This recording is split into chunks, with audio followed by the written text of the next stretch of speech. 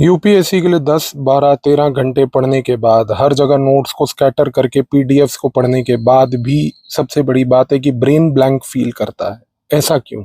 It's not कि आपके brain को कोई लैक ऑफ डिसिप्लिन की प्रॉब्लम है मेंटल कंजेशन की। वो इसलिए होती है क्योंकि जब आप बहुत सारी चीज़ें पढ़ते हो और जब आप उनको ढंग से प्रोसेस नहीं कर पाते, तो आपका दिमाग चलता है जैसे एक कंप्यूटर में हमने 10-12 टैब्स खोल के रखे हों और हम उन टैब्स में से किसी को भी फॉलो और फोकस ना कर पाए। ये खास करके इसलिए होता है क्योंकि जब आपका ब्रेन टायर्ड हो जाता है, तो वो टायर्ड इसलिए नहीं होता क्योंकि आपके पास इंफॉर्मेशन नहीं है, बल्कि आपके पास इंफॉर्मेशन को कट करके, डिलीट करके ब्रेन को क्लीन करने की एबिलिटी नहीं है। अक्सर हम कहते हैं कि यूपीएससी की प्रिपरेशन में हमें कंसंट्रेशन रखनी चाहिए। कंसंट्रेशन का मतलब ये नहीं होता यहाँ पर कि आप एबिलिटी लाएं फोकस करने की। प्रिपरेशन के दौरान कंसंट्रेशन का मतलब होता है कि आपके पास एबिलिटी होनी चाहिए नॉइज को डिलीट करने की। इसी रीजन से आप देखिए कि जितने भी सिलेक्टेड कैंडिडेट्स एग्जाम में जाते हैं और एग्जाम को पास करते हैं, उनके पास एक कॉग्निटिव ऑफलोडिंग की एबिलिटी होती है, जिसका मतलब ये होता है कि वो अपने दिमाग से रेगुलरली अपने बर्डन को इरेज करते हैं।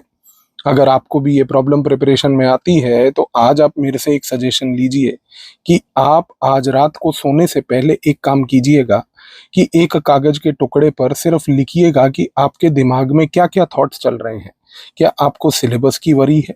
क्या आपके अनफिनिश्ड टॉपिक्स हैं जो आपको परेशान करते हैं? आपका कोई पर्सनल स्ट्रेस है? जो भी है उसको एक कागज पर लिख कर उस कागज को अपने टेबल पर रात को रख के सोइएगा।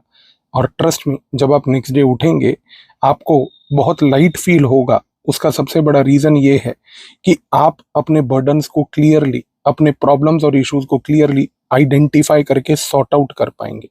याद रखिए कि आपका ब्रेन किसी भी तरीके का कोई गूगल ड्राइव नहीं है, किसी भी तरीके का कोई व्हाइट बोर्ड नहीं है। वो परफॉर्म तभी बेस्ट करता है जब वो क्लीन हो। इस कॉन्टेक्स्ट में ये याद रखिएगा कि ये एक तरीका अक्सर स्टूडेंट्स को इस प्रिपरेशन के टाइम पर खास करके हेल्प करता है। दो और भी तरीके हैं, उनको देखने के लिए कमेंट सेक्शन में जाइए या इस वीडियो के डिस्क्रिप्शन को देखिए। दोनों तरीके आपको वहां पर भी जो दिए गए हैं मदद करेंगे। धन्यवाद।